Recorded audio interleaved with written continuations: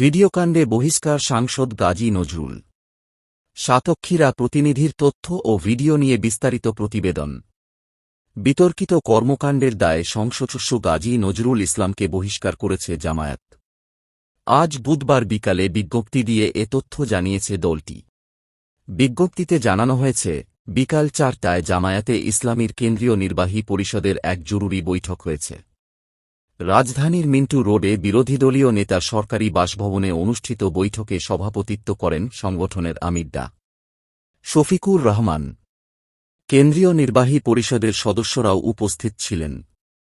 বলা হয়েছে, সম্প্রতি সাতক্ষীরা -৪ আসনের সংসদ সদস্য গাজী নজরুল ইসলামকে নিয়ে বিভিন্ন মাধ্যমে প্রকাশিত ঘটনার সাংগঠনিক তদন্তে তার নৈতিক স্খলন প্রমাণিত হয়েছে।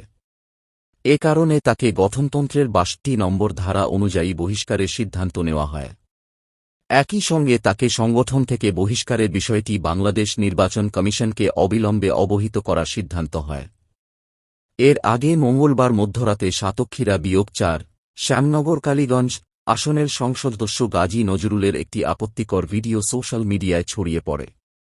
পরে আরও একাধিক ভিডিও ছড়িয়ে পড়ে সোশ্যাল মিডিয়ায়।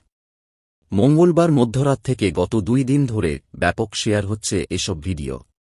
এর পরিপ্রেক্ষিতে বুধবার নিজ নির্বাচনী এলাকায় অবাঞ্ছিত ঘোষণা করা হয়েছে নজরুলকে। সচেতন নাগরিকের ব্যানারে ঝাড়ু মিছিল থেকে তার কুশপুতুল দাহ করা হয়েছে। বিষয়টি নিয়ে ব্যাপক সমালোচনার মুখে এ সংসদ সদস্যকে দল থেকে বহিষ্কার করল জামায়াত। সাতক্ষীরা ৪-এর নাগরিক হিসাবে আমি শ্যামনগরবাসীর পক্ষ থেকে দাবি করি, বিগত ১২ই ফেব্রুয়ারি ২,৯৩,০০০ ভোটের মাধ্যমে যিনি প্রতিনিধিত্ব করতে গিয়েছিলেন আমাদের সংসদে, তিনি আর কেউ নয়, ধর্ষিত গাজী নজরুল ইসলাম।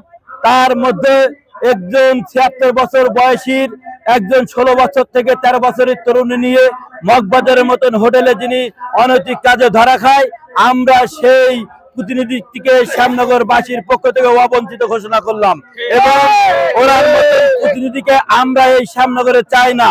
আমরা বাংলাদেশের প্রধানমন্ত্রী, মাননীয় প্রধানমন্ত্রী জনাব তারেক রহমান, ১৮ কোটি মানুষের হৃদয়ের স্পন্দন, ওনার মাধ্যমে বলতে চাই যে এই ধর্ষকের ঠিকানা আমরা শ্যামনগরে চাই না। এবং সংসদে যে সদস্যদের পদ আছে, মাননীয় স্পিকার মহোদয় এবং প্রধানমন্ত্রী মহোদয় এবং বিরোধী দলীয় প্রধান যিনি আছেন ডক্টর শফিকুর রহমান সহ সকলের দৃষ্টি আকর্ষণ করছি, আমরা এই ধর্ষককে শ্যামনগরের ৪ থেকে আর প্রতিনিধিত্ব করতে দেখতে চাই না। গাজী নজরুল ইসলাম আমাদের পুরো শ্যামনগরবাসীকে কলঙ্কিত করেছে দেশবাসী এবং সারা বিশ্বের কাছে। যে এমন একটি দলের থেকে এমপি হয়েছে, দলটার নামের পিছনে আছে ইসলাম। আমার প্রশ্ন, গাজী নজরুল সাহেব, আপনি কি নিজেকে কলঙ্কিত করলেন, নাকি পুরো শ্যামনগরকে কলঙ্কিত করলেন, নাকি পুরো ইসলাম জাতিকে কলঙ্কিত করলেন? প্রশ্ন, আপনি নামের আগে বীর মুক্তিযোদ্ধা লেখেন, আপনি কি নিজেকে কলঙ্কিত করলেন, নাকি শ্যামনগরকে কলঙ্কিত করলেন, না পুরো বীর মুক্তিযোদ্ধাদের কলঙ্কিত করলেন? আপনি কি শ্যামনগরবাসীকে অসম্মান করলেন, নাকি ওই ৭১-এর ৩০ লক্ষ শহীদকে অসম্মান করলেন? আমাদের চাওয়া দ্রুত সময়ের ভিতরে গাজী নজরুল ইসলাম স্বেচ্ছায় পদত্যাগ করতে মুখ্যমন্ত্রীর কাছে জমা দেবেন, স্পিকারের কাছে জমা দেবেন এবং উনি এই কলঙ্কের হাত থেকে রেহাই দেবেন। আপনাদের কাছে করজোড়ে মিনতি করছি, মাননীয় স্পিকার, দ্রুত সময়ের ভিতরে এই গাজী নজরুলকে সংসদ ভবন থেকে আপনারা অপসারণ করুন, অপসারণ করুন, অপসারণ করুন। তরুণ সমাজ, ছাত্র সমাজ ক্ষিপে গেছে গাজী নজরুলের উপরে। কোন অনাকাঙ্ক্ষিত ঘটনা ঘটার আগে স্বরাষ্ট্রমন্ত্রীর কাছে আবেদন, শ্যামনগরকে শান্ত রাখতে হলে এই গাজী নজরুলকে দ্রুত সময়ের ভিতরে পদত্যাগ করতে হবে। আজ ইসলাম কলঙ্কিত, আজ শ্যামনগরবাসী কলঙ্কিত, ছাত্র সমাজ কলঙ্কিত, বীর মুক্তিযোদ্ধারা কলঙ্কিত।